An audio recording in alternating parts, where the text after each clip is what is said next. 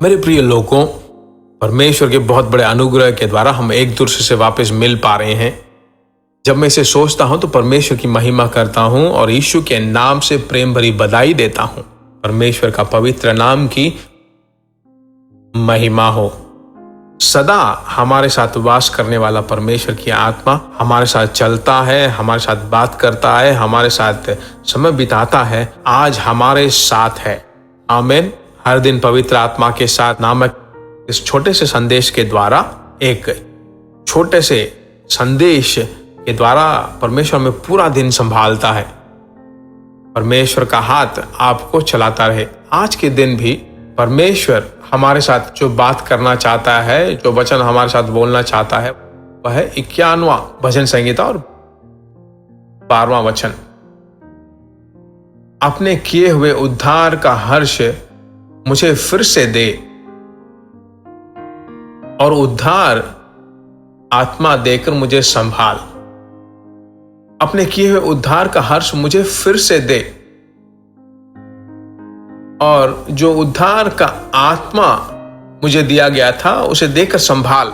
आपको मालूम है ना इसके बारे में कहा गया है? दाऊद राजा पाप में गिरा। पुराने नियम के समय में सभी लोगों को अभिषेक नहीं दिया गया था, भविष्यवक्ता को दिया गया था, या फिर राजा को दिया गया था, या फिर तीसरा जो है महायाजकों को, जो तंबू में रहा करते थे, उनको ही दिया गया था। भविष्यवक्ता के पास ही जाकर वे पूछते थे, परमेश्वर की आवाज को सुनते थे, परमेश्वर की इच्छा को जानते थे। उस रीति से नाथान वहां पर बताता है, राजा के पाप को जो वहां पर बताता है और उसे बहुत सदमा पहुंचता है और आंसू बहाकर जो है परमेश्वर के पास जाकर रोता है और इन वचन को बोलता है। कहता है कि जो उद्धार का हर्ष मुझे फिर से दे दे, उत्साह का आत्मा मुझे दे, उद्धार का आत्मा मुझे फिर से दे। पाप करने के बाद क्या होता है कि एक मनुष्य पूरी तरह से निर्बल हो जाता है, उत्साह को खो देता है, तो उसे वापस उत्साह की जरूरत है। तो कैसे मैं इसे कहना चाहता हूं, पवित्र आत्मा जब हम पीछे धकेल दिए जाते हैं तो उसे जीतने लायक बनाता है। मैं निराश हो गया, मैं गिर गया, पुराने पाप मेरे सोचों को पूरी तरह से निचोड़ती हैं, मैं डगमगा रहा हूं, मैं उसे जीत नहीं पा रहा हूं, ऐसा जब कहते हैं तो हे परमेश्वर की आत्मा, उत्साह की आत्मा से मुझे भरपूर कर दे, तेरे सामर्थ के द्वारा मुझे भर दे।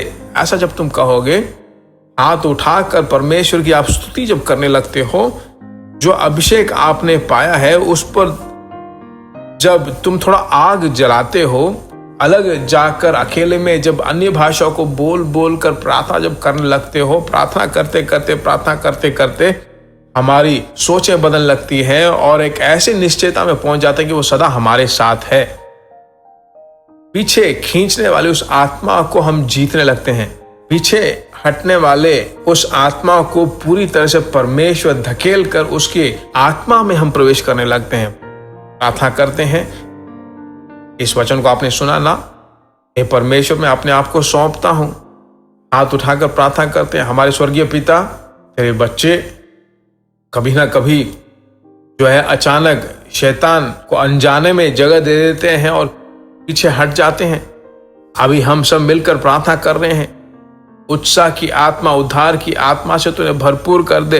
हे परमेश्वर, बीते दिनों में परमेश्वर के साथ जो चल फिर कर ये गए, उन सभी चीजों को वापस उत्साह से भरपूर कर दे।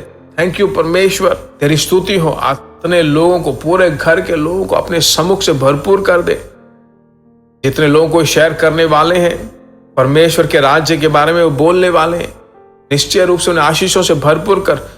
हे परमेश्वर, हिंदी भाषा बोलने वाले लोगों को आशीष दे। परमेश्वर का राज्य पूरा भारतवर्ष फैल जाए, तेरी ही महिमा हो। यीशु के नाम से हम मांगते हैं, आमीन। निश्चय रूप से परमेश्वर का अनुग्रह सदा आपको घेरे हुए रहेगा।